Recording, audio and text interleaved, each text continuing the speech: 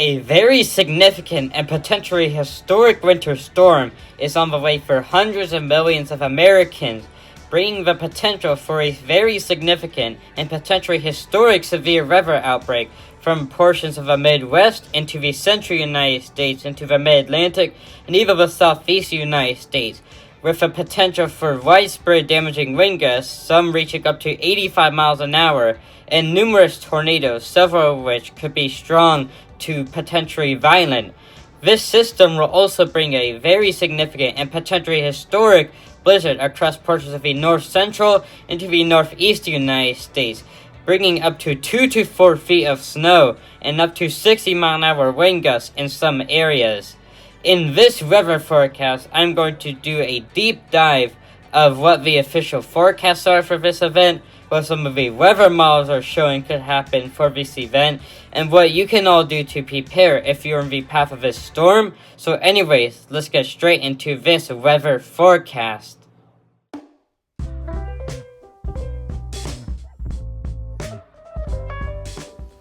First of all, looking at the Storm Prediction Center outlook for tomorrow, you can see we actually have an enhanced risk of severe weather across portions of the Mississippi Valley into the Midwest, all the way into portions of the central United States, mainly that general area there.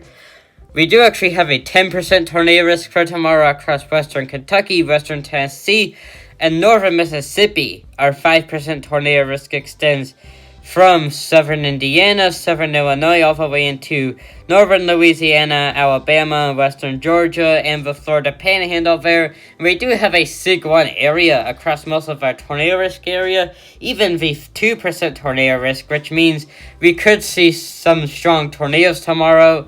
They have more confidence in some prefrontal supercells for tomorrow, though. That's why they add the 10% tornado risk, most likely. Our wind risk for tomorrow is a 45% wind risk, mainly across portions of the Mississippi River Valley. Into portions just to the east of that, we have a 30% damaging wind risk across southern Indiana and southern Illinois, all the way into central Mississippi, northern Louisiana, northwestern Alabama there. And our SIG 1 area extends across a larger portion from the Great Lakes area, all the way down to the Louisiana and Florida coastlines there of the Gulf of Mexico.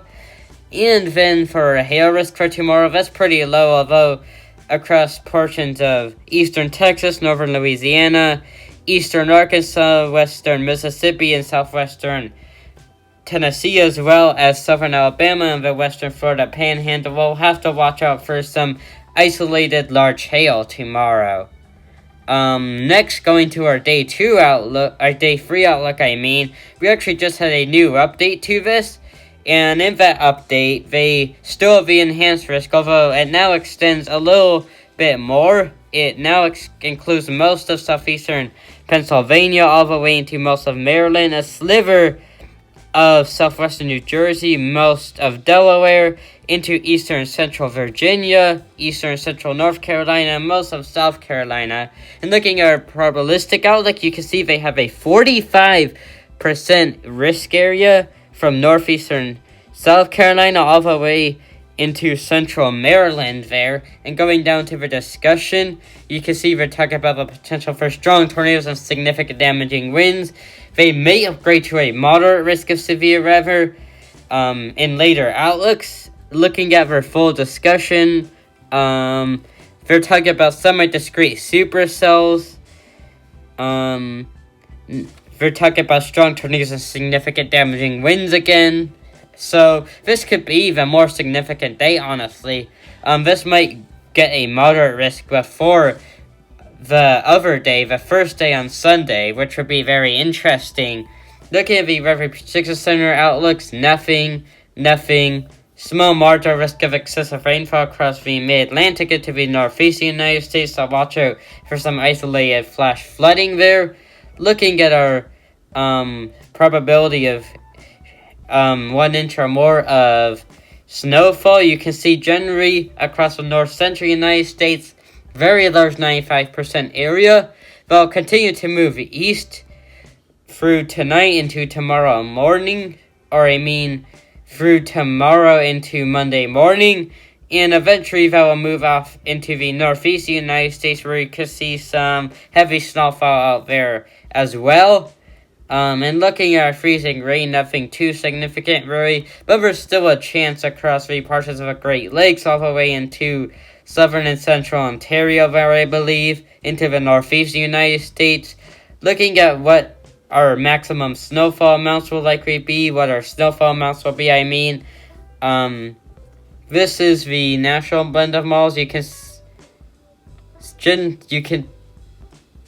want to go back to first. You can see generally quite a bit of snowfall falling there across portions of northern Wisconsin into the upper peninsula of Michigan, all the way into central Ontario.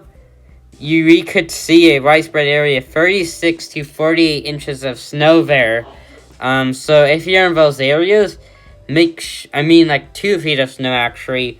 I got that wrong, but still that's pretty significant. Prepare for a historic blizzard with up to 2 feet of snow and 60-mile-an-hour wind gusts.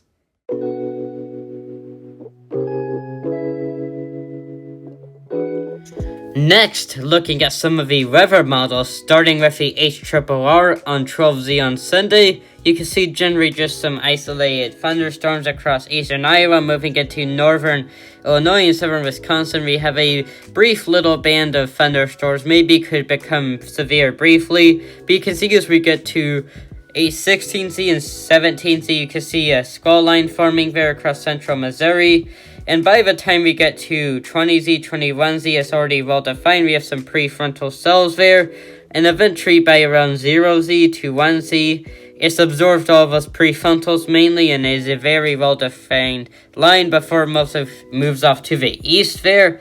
And then we will actually have to change our sector view to the mid-Atlantic.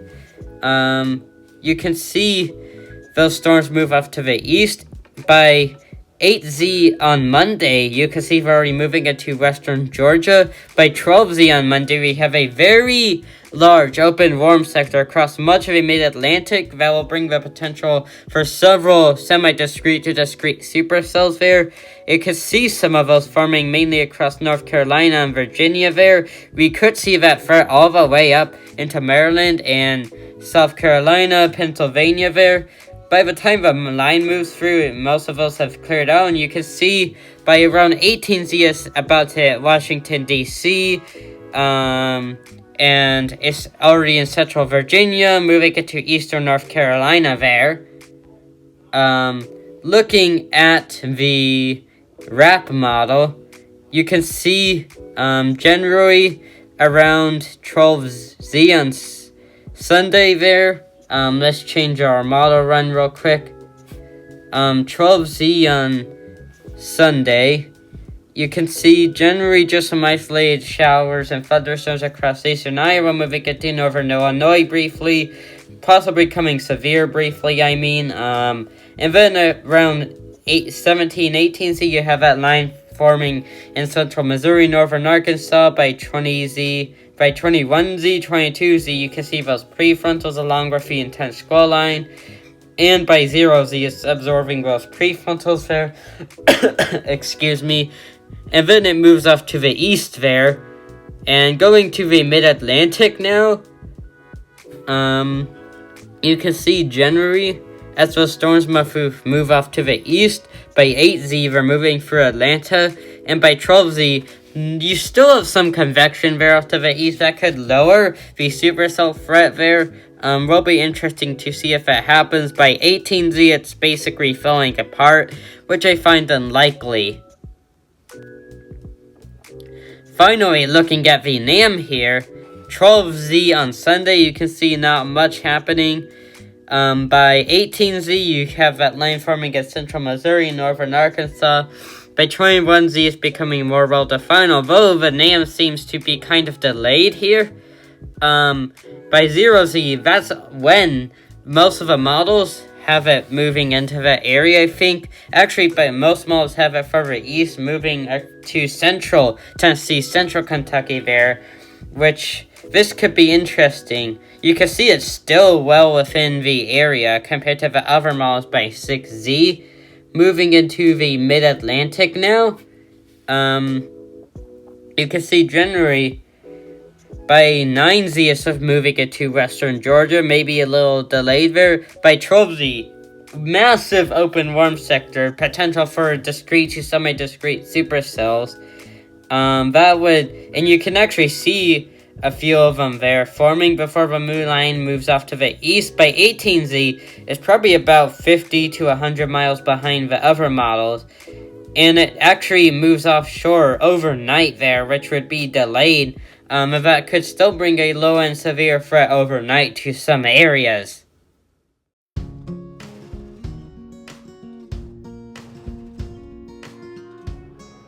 So, some of you are probably still wondering, well, how can I prepare for this very significant and potentially historic storm? Well, if you're on the snow side, you may already be getting snow, but if you're not getting that much snow already, make sure you have enough food for a week, you have enough water for a week, you are prepared for a historic blizzard with 60-mile-an-hour wind gusts and feet of snow. If you're on the severe weather side for tomorrow, if you're across the southern Great Plains into the Midwest, in the central United States, make sure you have multiple ways to receive severe weather alerts such as tornado warnings, flash flood warnings, and severe thunderstorm warnings. And also, for Monday, if you're in the mid-Atlantic United States into the southeast United States, also make sure you have multiple ways to receive alerts, and in case of a significant event happening in your location, make sure you have at least an emergency kit with some water, some first aid stuff, some food that will last you at least a couple of days in case they have to do search and rescue. It's very unlikely that you specifically will get hit by something significant, but just in case, make sure you are very prepared because this could be one of the most significant events of the entire year.